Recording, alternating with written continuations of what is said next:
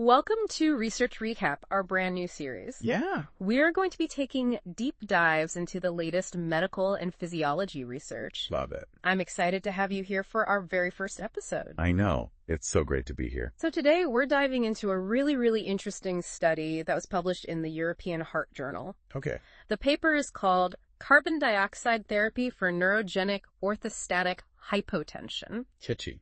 It is by, and we want to make sure we acknowledge, Jackie R. Baker, Sean I. Renata, Anthony V. Incognito, Robert S. Sheldon, Carlos A. Murillo, Richard J. A. Wilson, Aaron A. Phillips, and Satish R. Raj. Absolutely. So you shared this paper with us because you're really interested in new approaches to managing different health conditions. Yeah, always trying to stay ahead of the curve. And this is really cutting edge. This research is looking at a novel therapy for neurogenic orthostatic hypertension, or NOH for short. Right. So I guess, for our listeners who might not be familiar, NOH is a condition where people experience a significant drop in blood pressure when they stand up. Yeah. And this can lead to, kind of some really awful symptoms like dizziness, blurred vision, even fainting.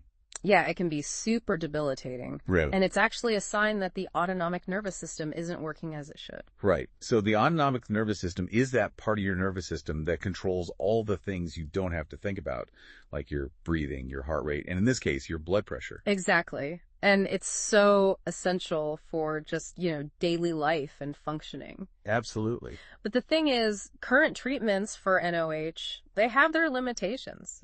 Some might not work as effectively as we'd like, and others can cause some, kind of nasty side effects like high blood pressure when you're lying down. Right. And that's called supine hypertension, which is, not exactly what you want when you're trying to treat low blood pressure when standing. Definitely not. And so this really highlights the need for some new solutions under this research. It's so exciting. It is. And what they're looking at is, can increasing the amount of carbon dioxide, CO2, that someone breathes in actually help to raise their blood pressure when they stand up? It's a really interesting approach because we know that people with NOH, they tend to have low CO2 levels in their blood already. Right. Hypocapnia. Yes, exactly. And that can actually make their blood pressure drop even more when they lie down. Yeah. And studies have shown that giving them CO2 can help prevent that. Right. But what they wanted to see in this study is, could giving them more CO2 actually stop that initial blood pressure dip from even happening when they stand up in the first place? Exactly. So how do they go about looking into this? So they designed this study as a proof of concept. Okay. It was a randomized study, which is important. And it involved men and women who had been diagnosed with NOH. Got it. So what did they actually do with these participants? So they had the participants do what's called a sit-to-stand test. Yeah, okay. And they did this test 3 times. Each time, they breathed in air with a different level of CO2. The first time, it was just normal air. The second time, they increased the CO2 by 5 millimeters of mercury. And the third time, they bumped it up by 10 millimeters of mercury above their baseline. So they were really kind of manipulating the amount of CO2 in the air they were breathing. Exactly. Okay. And the order of these different CO2 levels was randomized for each person. Oh, okay. Which is really important to make sure there's no bias. Right. So they weren't doing like normal air, then the lower amount and the higher amount for everybody was all mixed up. Exactly. And they were super thorough in their measurements. Oh, yeah. They were continuously monitoring the CO2 and oxygen in their breath. Makes sense. They had a non-invasive blood pressure cuff on their finger, which is, much less invasive than the traditional kind. Right. And this cuff measured blood pressure with every single heartbeat. So they're getting a really detailed picture of how their blood pressure is changing from moment to moment. Exactly. And then they also used a 3-lead electrocardiogram, which is just a fancy way of saying they were tracking their heart activity. Okay. So they were looking at the heart rate and the rhythm. And all of these measurements were being taken beat by beat. Yes. Which is so important in a study like this because you really want to see those immediate changes that happen when someone stands up. Exactly. And then on top of all that, they use this really cool method called model flow waveform analysis. Cool name. It is. And it's a sophisticated way to analyze the blood flow and estimate things like stroke volume, which is the amount of blood pumped with each heartbeat, and cardiac output, which is the total blood pumped per minute. Okay, so it's giving them a really in-depth look at what's happening with the blood flow throughout the body. Exactly. And they also looked at systemic vascular resistance. Which is basically the resistance to blood flow in the arteries. Right. So they were really getting a complete picture of what was happening in the cardiovascular system as people changed position and as the CO2 levels changed. Yeah, super thorough. Now, when it came to analyzing the data, what they were really focused on was whether there was an increase in systolic blood pressure. Right, so systolic blood pressure is that top number in your blood pressure reading. Exactly. And they wanted to see, did it go up when the CO2 levels were increased, particularly comparing normal CO2 to the highest level of CO2. Got it. So what did they find? Did the CO2 make a difference? Okay, so out of the 17 patients they had in the study, they found that when the patients breathed the air with the highest level of CO2, that plus 10 millimeters of mercury increase, their systolic blood pressure didn't drop nearly as much when they stood up. That's a big deal. It is. And this difference was statistically significant, meaning it wasn't just due to a random chance. So it was a measurable, real improvement. Exactly. But that wasn't all. Okay, tell me more. They also saw what's called a dose-dependent response. Okay, meaning what exactly? So basically, as they increased the amount of CO2, the systolic blood pressure when standing also increased in a stepwise manner. Oh, that's really interesting. So more CO2, higher blood pressure. Yes. Fascinating. Yeah. But what was actually causing this change? Was it the heart beating faster? Or were the blood vessels squeezing tighter? That's a great question, and that's what they wanted to figure out. Yeah. What they found was that the changes in systolic blood pressure were mainly due to increases in stroke volume and cardiac output. So the heart was pumping more blood with each beat. Yes. And overall, it was pumping more blood per minute.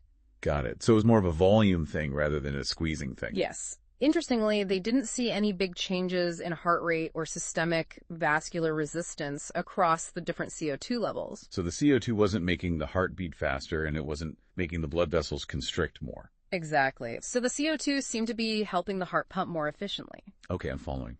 This led the researchers to think that the increased CO2 might be raising blood pressure by helping more blood return to the heart. Right, because if more blood returns to the heart has more to pump out. Precisely.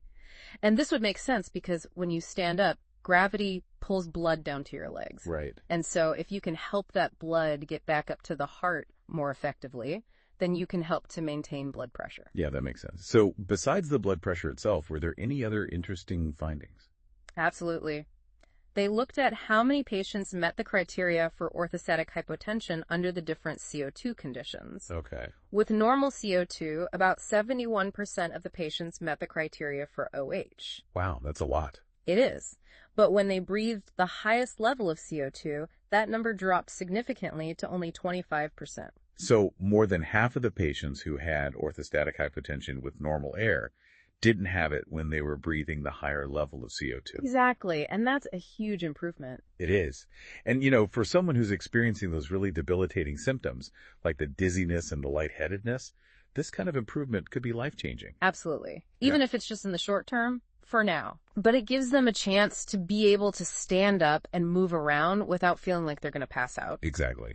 And not only that, they also found that the increased CO2 reduced how long the orthostatic hypotension lasted while the patients were standing. So it wasn't just less severe, it was also shorter. Yes. And this is really important because the researchers point out that orthostatic hypotension is linked to a higher risk of falls and hospitalization. Oh, right, because if you faint, you're much more likely to fall and hurt yourself. Exactly. So if you can find an effective way to raise blood pressure in these patients, it could have some really positive knock-on effects. Yeah, like helping people stay safer and more independent. Exactly. Now, it's important to note that this was an initial study. Right. And the authors do highlight some limitations. Makes sense. What were some of those? Well, they mentioned that they used a sit-to-stand test. Okay. And this might cause smaller blood pressure changes than a head-up tilt table test or a full supine-to-stand test. Right, where you go from lying down to standing up. Exactly. And they also noted that the exposure to increased CO2 was pretty short. Yeah.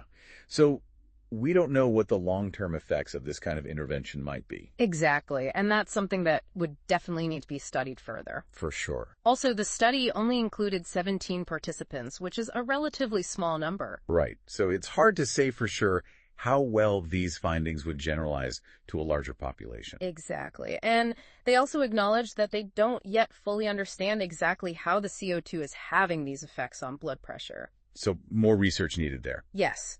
They suggested a few possibilities. There might be some remaining sympathetic nerve activity. CO2 might have a direct constricting effect on blood vessels. Yeah. The increased effort of breathing might be playing a role. Okay, so a few different avenues to explore. Yes. But more research is definitely needed to pinpoint the exact mechanisms. Definitely. And I think it's important to remember that they specifically studied patients with neurogenic orthostatic hypotension. So we can't automatically assume that these findings would apply to people with other types of orthostatic hypotension. That's a really important point. But the fact that they did see that clear dose response, where more CO2 led to a greater increase in blood pressure, that suggests that adjusting CO2 levels might be a promising avenue for people with different levels of OH severity. Okay, so to kind of sum up everything we've talked about today, this study really explored using increase-inspired CO2 as a potential therapy for NOH. And it was specifically looking at the acute effects. Right, so what happens in the short term? Exactly. And the key takeaway: dose-dependent increase in systolic blood pressure when the patient stood up. Which is really what you want to see. Yes. And this increase in blood pressure seemed to be mainly because the heart was pumping more blood with each beat and overall. Which suggests that CO2 might be helping to improve the return of blood to the heart.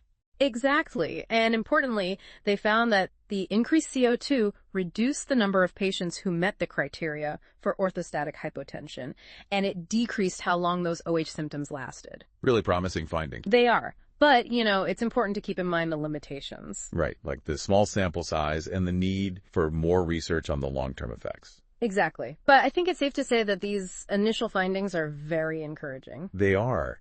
And it opens up a whole new way of thinking about how we might be able to treat this condition. Absolutely. And it makes me wonder, what other unexpected approaches might be out there for conditions where the current treatments aren't ideal. Right. Are there other things that we just haven't thought of yet that could make a real difference in people's lives? Exactly. And I think that's something that we should all be thinking about, both as researchers and as people who are living with these conditions. Absolutely. Because sometimes the most unexpected solutions can be the most effective. I think that's a great point to end on. Yeah, I agree. So thanks for joining us for this first deep dive of Research Recap. My pleasure. And we'll be back soon with another fascinating look at the latest medical and physiology research. Looking forward to it. Until then, stay curious. And stay healthy.